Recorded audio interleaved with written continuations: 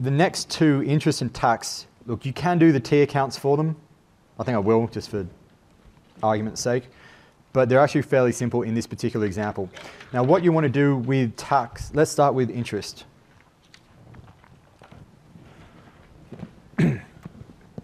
And you pretty much want to do this with pretty much every item in here, is comb through all the information and see if there's anything that says anything about interest there. There is no interest receivable, there is no interest payable accounts, which means even if there was an account, it starts at 0, ends at 0, we don't even have to worry about that. So we've looked here, there's nothing. We then look at the additional information, and this will tell us why there's nothing. The interest expense for the year was all paid. We know what the cash flow is even without looking at anything else. It was paid $20,000. So that is a cash flow of $20,000. The same with tax. I'll just do them together. There's no DTAs or DTLs. That will make this a little bit more complicated. There's no current tax liability. Nothing going on there. It is purely, there's no accrual effects with tax. It is purely on the tax expense. Income tax declared and paid during, that probably should be expensed. Let's make that correct. Expensed. Income tax expense and paid during the year was $5,000.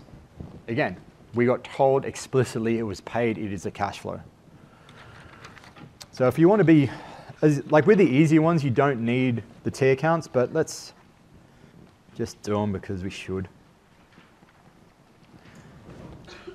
Tax expense.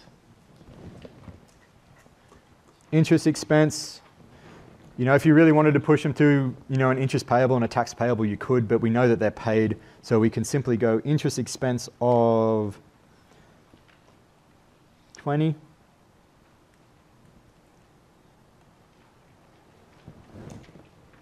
And we have tax expense of 5, which is up here.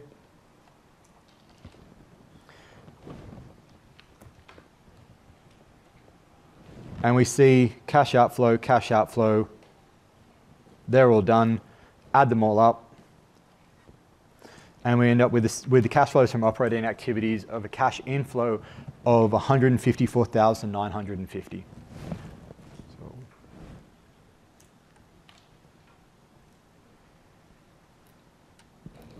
Okay.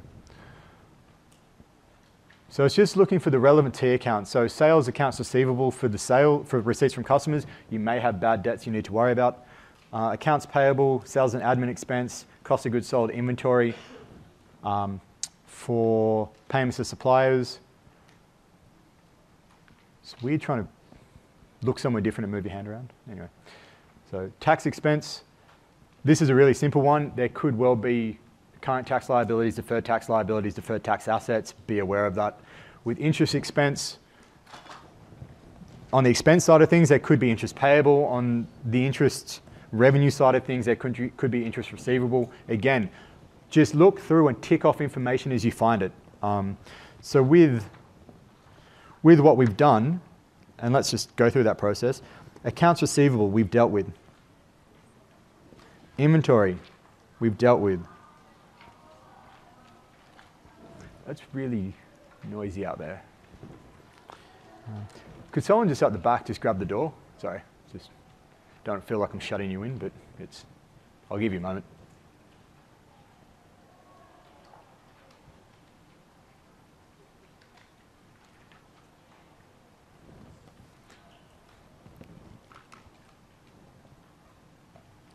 Awesome. Cool, thank you. So we've done accounts payable, debentures we haven't got to yet, shares and retained earnings we haven't dealt with, property, plant, equipment we haven't dealt with, net profit we'll talk about, dividends, income tax, so we've dealt with income tax, we've dealt with sales and admin, we've dealt with interest, we've dealt with cost of goods, and we've dealt with sales. And it is a good way just to be systematic through the information, because this is just a problem solving exercise. But it helps you get a sense of what movements affect what things. Cash flows from investing activities. And I'm going to need another piece of paper.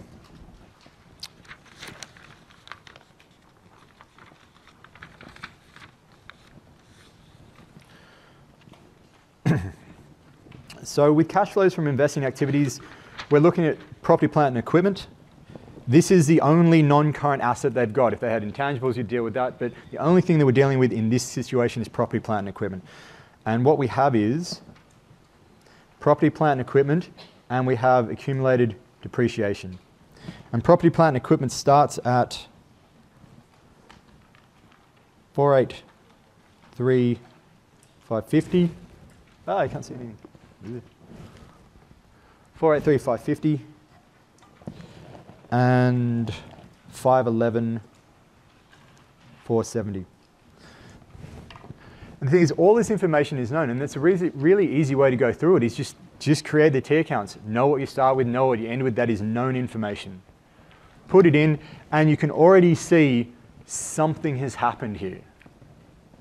We don't know what yet, but just by looking at this, we know something has happened here.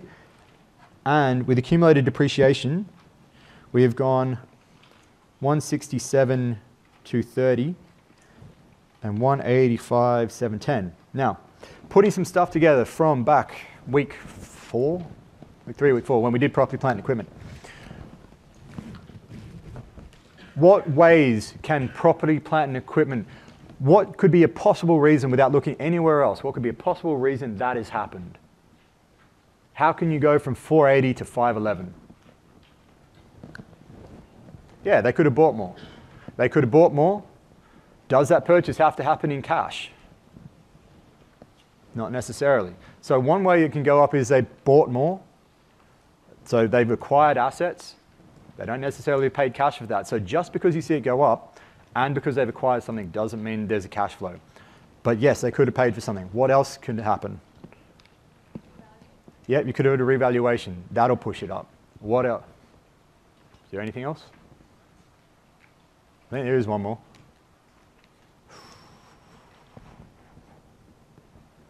Maybe, maybe not. Anyway. We could have a revaluation, we could have had purchase. Basically, that's what we're looking at.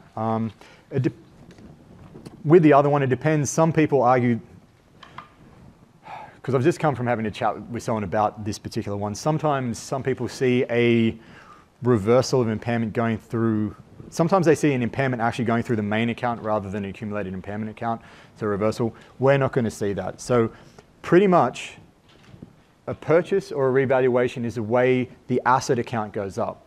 Now, you will be told explicitly if it's a revaluation. You cannot, if you're not told anything about why that increase has happened, it is a purchase for cash. And that is a blanket thing with pretty much anything in here. If you're not told anything, it is a cash effect. So in this property, plant, and equipment, something's happened and it's gone up and we don't know what. Depreciation has gone up as well. So, and we'll talk about why that could be useful. But with property, plant, and equipment, the information that we have is that property, plant, and equipment originally costing $50,000 was sold for $7,150. Its carrying value was $6,150. So we know this has happened here. We know this has gone.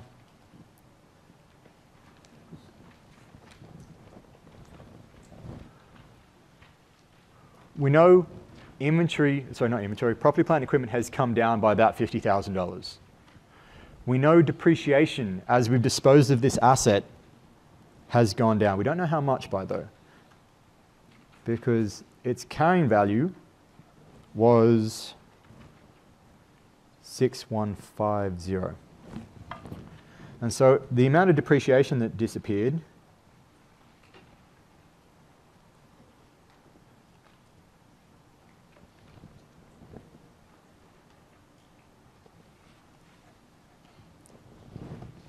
is 43,890.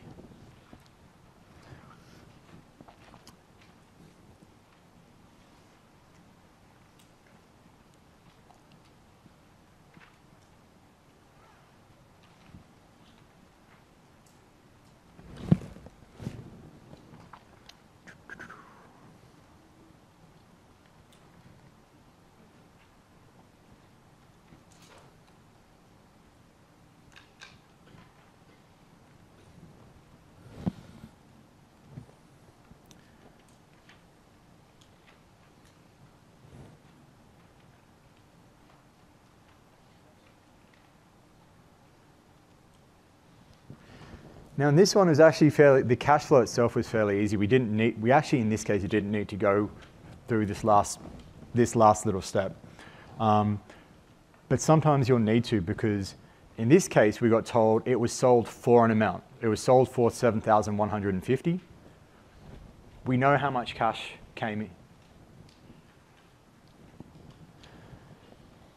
It might, though, say it was sold for a gain of a certain amount, which in that case you need to figure out the carrying value. You need to work out what the gain was, and then work from that as to what the cash flow was. So depending on the information, you can work it out. Origin being, you weren't wearing that before, were you? It's just got cold. Sorry, Queenslanders. Anyway. 7,150. So that is the cash flow. We got told in this question explicitly what the cash flow was. We don't really need to do much else with it. Although we do need to go through and figure out this, because we need that amount. So proceeds from sale of property, plant, and equipment is just basically, in this case, given. We have that. May not always be the case.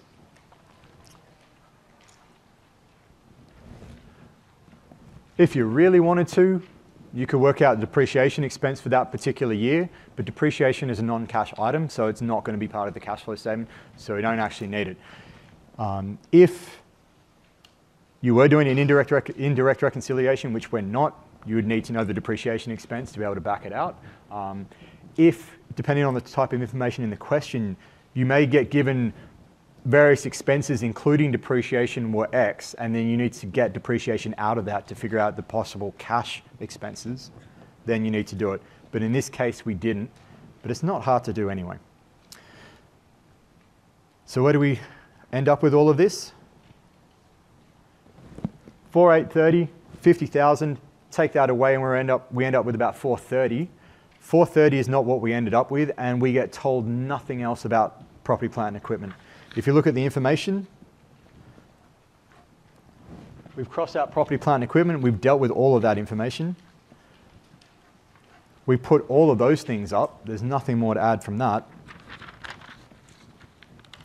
So this gap, the 483,000 minus the 50, the difference between what that ends up with and the 511, if I'm not mistaken, and you can verify this in your own time, is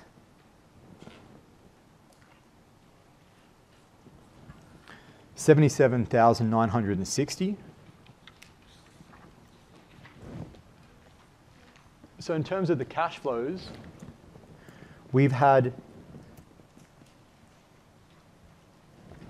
$7,150 come in from the disposal of the asset, and we've had $77,960 go out. That's getting quite crowded, but we shall persevere. And that is dealt with, so I'll leave that. So that is dealt with investing cash flows. You take up how much you've paid for the assets. So the acquisition of property, plant, and equipment is negative. The proceeds from the sale has been positive. Take out the net difference, and that is your net cash flows from investing activities, which is negative 70,810. So this company seems to be growing in the sense that it is expanding its operations. It's profitable from an operating perspective. It's making more money than it's spending on its payments to suppliers. It is investing, so both of those things seem to be quite good. To finish up with, let's look at what we haven't seen.